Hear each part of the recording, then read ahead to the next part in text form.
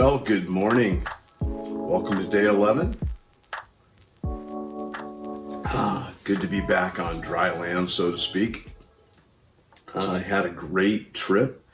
I hope my videos, they weren't making you seasick or anything. And so I had a great fishing trip.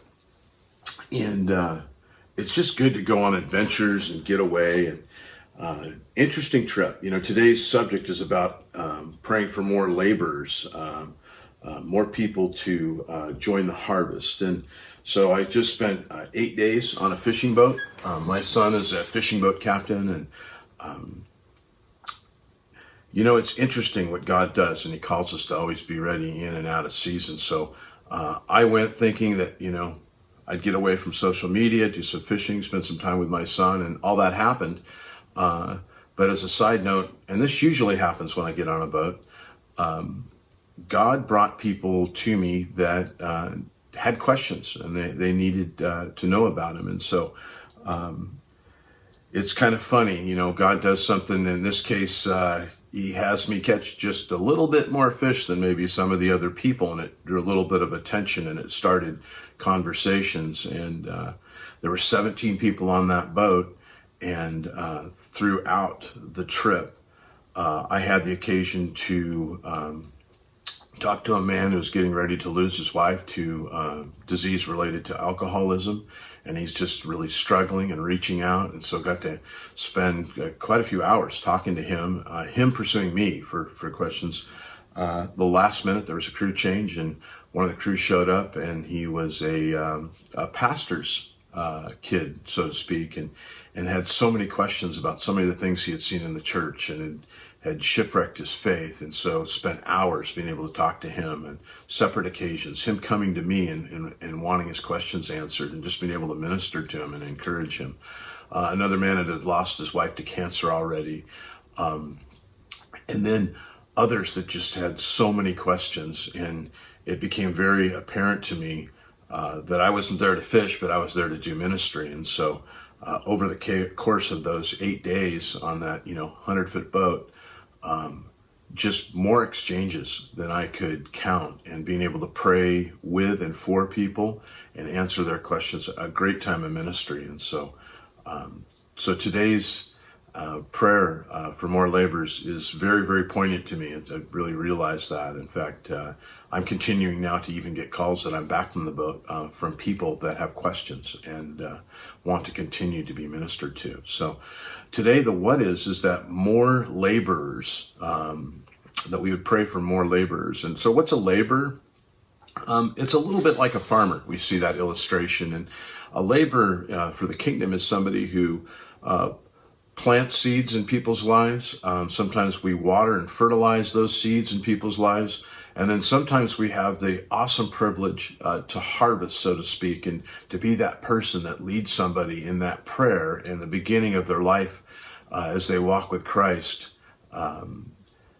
Harvesting is what we call that. And so what an awesome privilege that is to be part of that process, and especially part of that process where we can be able to lead somebody to the Lord. And then after that, the privilege and the honor it is to go ahead and to disciple them. And so it's really a big deal. It's really a blessing. So we're praying today for more laborers. Now, we need more pastors.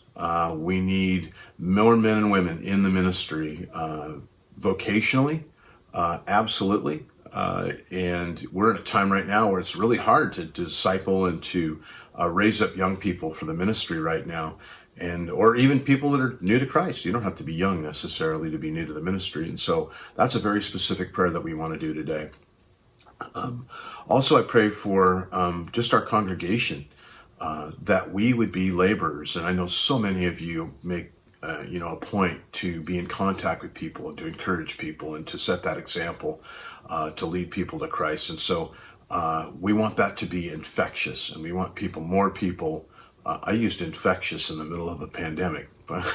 All right. So, but we do. We want that to be infectious, and so other people to see our example and to do that. So pray for that. That's what we're going to pray for. More ministers of the gospel of Jesus Christ. How are we going to do that? It says that we're going to pray in faith and not doubting. And one of the examples given in Andrew Murray's prayer guide is out of Mark 11. And Jesus tells us that if we pray and we will say to that mountain, move, that mountain will move, and we can cast it into the sea. And so that's a pretty awesome prayer. That's a pretty big thing to fulfill.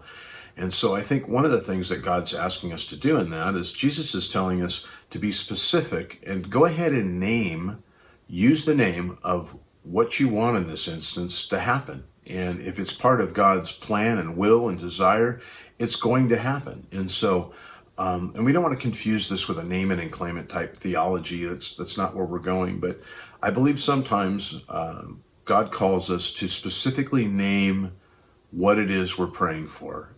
Whether that be, I've prayed specifically that cancer would come out of people, and it has. Alcoholism, drug addiction, all those things, but to specifically name that. And he mentions it here in Mark, and also we see where he specifically goes to a fig tree, and it's no good. It's not producing fruit. And he tells it to wither specifically, and he speaks to that issue, that problem, and it withers. And so I think one of the things about specifically naming it, rather than going, I just hope this turns out, God, and not being real specific, but being specific according to God's will is a real encouragement to our faith when we see God do exactly what we've asked him to do, because we know we're praying according to his will. And so today, how we're going to pray in faith and with no doubting, and we're going to pray specifically. And so as we petition, there may be some people that you see that would be great witnesses and testimonies to other people, interesting people, that would be great ministers. Maybe you need to pray for them specifically, that they would be more about getting out and ministering to people and being laborers. And so maybe that's yourself, that you need to specifically put that before the Lord and just ask him to give you the boldness to be able to do that. So please include that in your petition. So great to be back. I have a lot of stories to share with you. Just blessed to be doing this. And so we'll see you tomorrow.